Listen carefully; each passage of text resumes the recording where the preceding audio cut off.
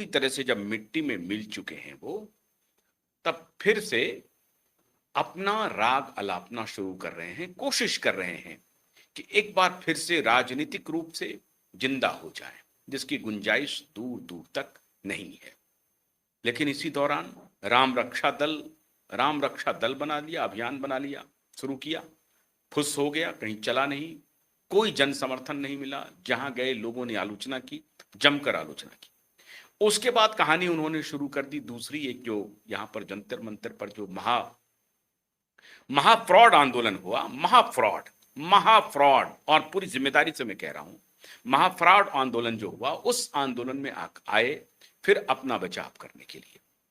और अब उस आंदोलन के जो कर्ता धर्ता थे, उनको कह रहे हैं कि ये विष्णु के अवतार हैं, विष्णु के अवतार हैं।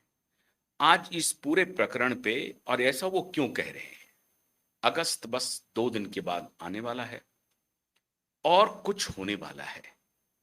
क्या क्या होने वाला है और क्यों ये राजनीतिक उठापटक महाराष्ट्र में शुरू हुई है, कैसे ये दोनों भाई, खासतौर से उद्धव ठाकरे और उनके पुत्र आदित्य ठाकरे अभी नपने वाले हैं, इस पूरे मुद्दे पर बात करने के लिए हमारे साथ हैं एडवोकेट नीलेश ओझा। बहुत बहुत स्वागत है नीलेश जी। हमारे बहुत सारे दर्शक ये पूछ रहे थे, एक तो ये जो प्रकरण हो रहा है, 26 जुलाई को उन्होंने शो ऑफ स्ट्रेंथ दिखाया कि देखो हमारे साथ तो स्टूडेंट आ गए और सभी वर्ग के लोग आ गए, सभी जाति धर्म के बच्चे आ गए हैं समर्थन करने के लिए। किनके समर्थन में आए थे ये?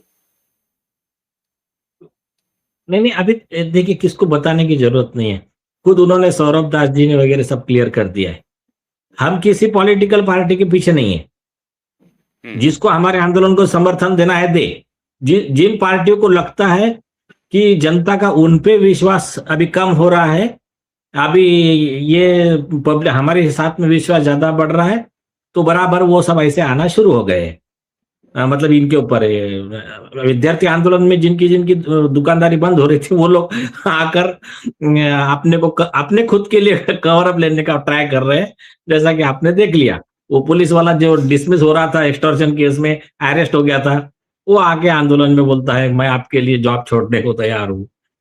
कपिल सिब्बल जिनका, लेकिन उद्धव ठाकरे को तो हाथ पकड़ के लाए थे दीपके जी मंच पे। ऐसा तो है नहीं कि क्या दीपके इतने इनोसेंट हैं।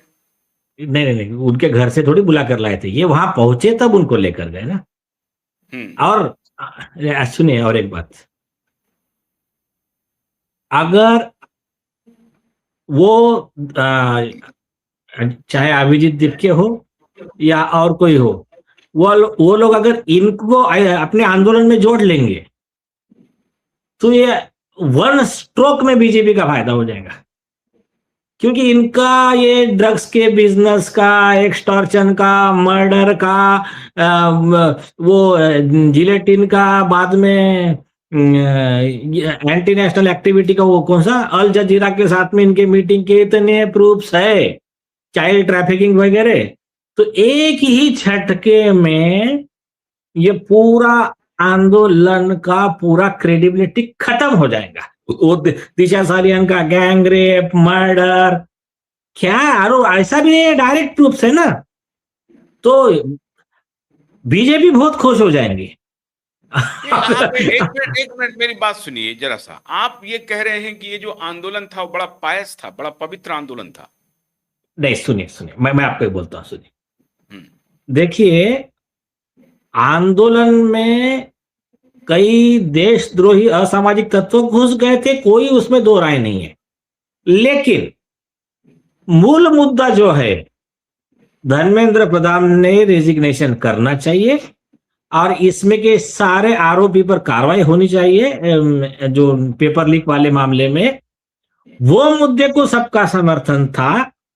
और उसमें आप ये अगर अपनी राजनीतिक दुकानदारी ये करना चालू करेंगे तो कॉमन मैन कहेंगे इनके साथ नहीं, दूसरा एक अच्छा ग्रुप खड़ा हो जाएगा, उसके पीछे पब्लिक चली जाएंगी। जो इनको समर्थन मिल रहा था वो खत्म हो जाएगा सबका उस मुद्दे पे।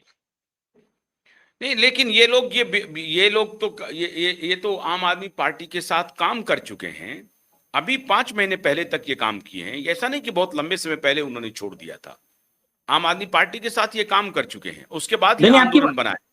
नहीं आपकी बात सही है, सुनिए ना। मेरा ये कहना है कि ये आंदोलन पूरी तरह से समर्थित था अरविंद केजरीवाल के द्वारा, मैं इसलिए कह रहा हूं। और बाकी मैं अभिजीत दीप के या और बाकी के ऊपर कोई शक नहीं कर रहा हूं, कोई नहीं शक नहीं नहीं आप कर रहा हूं। लेकिन, हाँ मैं लेकिन कह आपकी रहा हूं बात सिर्फ इस आंदोलन को आम आदमी पार्टी समर्थन कर रही थी, ऐसा हाँ, नहीं हो सकता है। नहीं तो आपको मैं कह रहा हूं नीलेश जी, आप आइए अभी जंतर मंतर पे, मैं आपको दावे के साथ कहता हूं, यही मुद्दा उठाइए, देखिए कितने लोग आते हैं साथ में।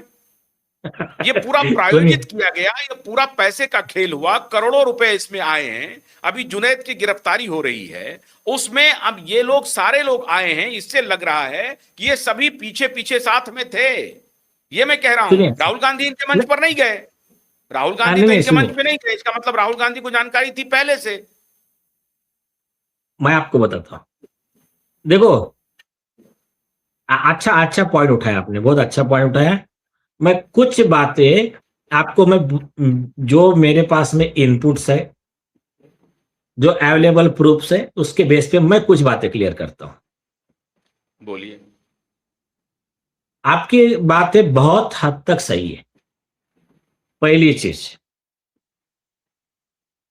ये, आप इस आंदोलन के आड़ में बच्चों के कंधे पर बंदूक रख के लोगों की भावना के साथ खेल के डीप स्टेट वाला ग्रुप काम कर रहा है, वही इकोसिस्टम जिनको इंडिया में अस्थिरता लानी है, अराजकता लानी है और इंडिया की प्रोग्रेस नहीं होने देनी है। तो आप एक, ये बात भी आपकी सही है, ये एक्चुअली आंदोलन में टसल जो था ये दोनों का चल रहा था। विरोध में दो ग्रुप, मतलब मोदी विरोधी ग्रुप के दो ग्रुप, एक राहुल गांधी ग्रुप अलग और एक अरविंद केजरीवाल एंड ये ग्रुप अलग। तो आप एक बात गौर कीजिए, इस आंदोलन में आप कह रहे ना राहुल गांधी गए नहीं, राहुल गांधी को इन्होंने भाव ही नहीं दिया, आने नहीं दिया। इन्होंने प्लान ऐसा किया कि इन्होंने केजरीवाल को ग्लोरीफाई कर लिया, केजरीवाल को आने दिया। इन्होंने, अभी एक गौर कीजिए, उद्धव ठाकरे को लेकर आ गए डायस पे, शरद पवार पहुंचे थे उनको डायस पर लेकर गए, नहीं लेकर गए। दूसरी चीज, शरद पवार के जो नाती है, जो एमएलए रोहित पवार है, रोहित पवार डायस पे गए, अभिजीत दीपके ने उनसे बात भी नहीं किया। वो वीडियो है, वो उधर खड़े हैं और अभिजीत दीपके अपने अपने काम में लगा हुआ है। तो जैसा कि अपना पोहरे जी से कल डिस्कशन हो रहा था कि वहां जो प्रेजेंट लोग थे वो ये बता रहे थे। और एक देखिए, जो प्रेस कॉन्फ्रेंस हुई उसमें ये नाम के लिए इंडिया आघाड़ी थी, लेकिन उद्धव ठाकरे और केजरीवाल ने प्रेस कॉन्फ्रेंस अलग से लिया और राहुल गांधी ने उसका अलग से लिया।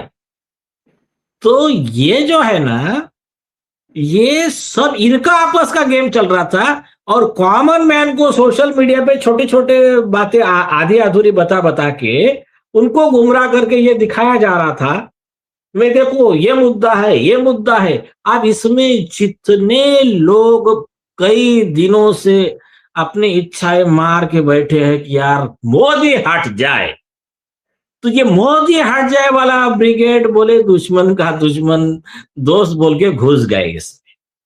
हाँ, अब मैं तो एक और बात क्लैरिटी करते चलूं, एक मिनट, मैं अपने दर्शकों को यह भी बताते चलूं कि जब मैं ये कह रहा हूं कि ये फ्रॉड और झूठा आंदोलन था, बच्चों के कंधे पे रख करके किया गया, इसका मतलब ये कतई नहीं है कि मैं सरकार की नाकामी का समर्थन कर रहा हूं, बिल्कुल नहीं कर रहा हूं। जैसा अभी नीलेश जी ने कहा कि जो गड़बड़ी हुई उस पर सरकार को जिम्मेदारी लेनी चाहिए थी, सरकार जिम्मेदारी नहीं ले रही है। अगर हर कोई हर आंदोलन कर्मी विदेशी ताकतों के हाथों खेल रहा, इसका भी मैं प्रतिकार करता हूं। मैं इसका भी प्रतिकार करता हूं कि विदेश में रह करके कोई वहां से आकर के यहां आंदोलन क्यों नहीं कर सकता है, कर सकता है। लेकिन मेरा सवाल यह है कि भाई इस व्यक्ति का सीधा सीधा संबंध है अरविंद केजरीवाल से, रिश्ता है, और अरविंद केजरीवाल पीछे से है। अरविंद केजरीवाल सीधे आकर के कहे कि हाँ ये हमारे साथ काम किए हैं और ये अगर अपनी पार्टी बनाना चाहते हैं तो मैं इनको समर्थन करता हूं। मैं ये कह रहा हूं कि धूर्तता की राजनीति कब तक चलेगी, लोगों को बेवकूफ क्यों बना रहे हैं। आप कहिए कि राजनीतिक पार्टी बनाएं, पार्टी रजिस्टर करवाएं, वो पार्टी रजिस्टर नहीं है। आपने दिया कॉकरोच जनता पार्टी का नाम दिया, और वो अभी अभी E20 जनता पार्टी आ गई है। इसका मतलब है कि ये नया नया एक फ्रॉड ऑर्गेनाइजेशन क्रिएट करना और नए नए मूवमेंट के नाम से पॉलिटिकल पार्टी के पूरा मार्केटिंग ब्रांडिंग चल रही है। नया नया प्रोडक्ट लॉन्च करो और उसके हिसाब से आंदोलन करो। मैं ये कह रहा हूं कि इनको स्पष्ट रूप से ये कहना चाहिए था कि हम राजनीतिक पार्टी बनाएंगे, पूरी तरह से हम चुनाव लड़ेंगे, और मेरा केजरीवाल से कोई लेना देना नहीं है, राहुल गांधी से भी कोई लेना देना नहीं है। पूरा जन समर्थन मिलता है इनको, ऐसा तो नहीं हुआ। नहीं, आपने अच्छा पॉइंट, बहुत अच्छा पॉइंट निकाला आपने। उस पे मैं आपको दो उदाहरण देता हूं, बट डायरेक्ट प्रूफ्स। आनंद रंगनाथन जी ने एकदम पॉइंटेड सवाल पूछा सौरभ दास को। उन्होंने कहा, मिस्टर सौरभ दास, आप पेपर लीक के खिलाफ हो? हाँ। तो आपने कर्नाटक में जो पेपर लीक हुआ, वहां के स्टूडेंट नहीं है, तो वहां कांग्रेस की सरकार है, इसके लिए उनके खिलाफ आंदोलन नहीं हो रहा है। पंजाब उन्होंने में, अब फिर दूसरा सवाल पूछा, बोले पंजाब का क्या है, केरल का क्या है? बोले अगर आप, उनके वर्ड है वो न्यूज 18 पे अमन चोपड़ा जी जब पूछ रहे थे, तो उस पे उनके स्पेसिफिक वर्ड है आनंद रंगनाथन जी के, अगर आप वहां नहीं कर रहे हो, यहां कर रहे हो, तो आप दलाली कर रहे हो। फिर स्पेसिफिक वर्ड बोला। और पत्रकारों ने जब अभिजीत दीपके और सौरभ दास जी को, दोनों को सवाल पूछा कि पंजाब में क्या, वहां के केरल का क्या, कर्नाटक का क्या, वहां के शिक्षा मंत्री का इस्तीफा आपने क्यों नहीं मांगा अभी तक?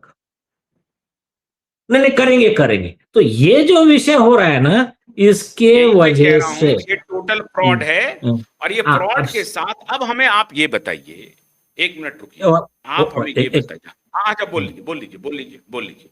मैं आ रहा हूँ, अभी ठाकरे पर आ रहा हूँ। हाँ, बोल लीजिए। हाँ, अरे आपने जो पॉइंट बोला उसका मैं आपको वीडियो बताता हूँ, वीडियो प्रूफ के साथ। इन्होंने क्या किया, इनको लगा भी अच्छा बच्चों का माहौल हो गया है, उस गर्म तवे पे अपना भी पराठा सेक लेने का। तो इन्होंने कहा कि आप कल विजयी रैली होगी, और बंबई में इन्होंने एक प्रोग्राम रखा। प्रोग्राम मैदान में नहीं रखा, वो रोड पे रखा, मतलब कम बच्चे भी आए तो भरा भरा लग जाता है, खुद के कार्यकर्ता वगैरह सब लाके वहां खड़े कर दिए, और कुछ स्टूडेंट भी गए, कोई उसमें दो राय नहीं। अब वहां पर हुआ क्या, आंदोलन किसका है? बच्चों का है। आंदोलन किसका है? कॉकरोच जनता पार्टी का है। वहां खड़े हो गए आपके उद्धव ठाकरे, और उसमें तुम्हारे वो सांसद अरविंद सावंत ने नारा देना चालू कर दिया, आदित्य ठाकरे। आंदोलन बच्चों का, लड़े वो, जीते वो, उसमें इनके नारे क्या चालू हो गए? उद्धव ठाकरे आगे बढ़ो, हम तुम्हारे साथ है। आदित्य ठाकरे आगे बढ़ो, हम तुम्हारे साथ है। कुछ विद्यार्थियों ने उस पे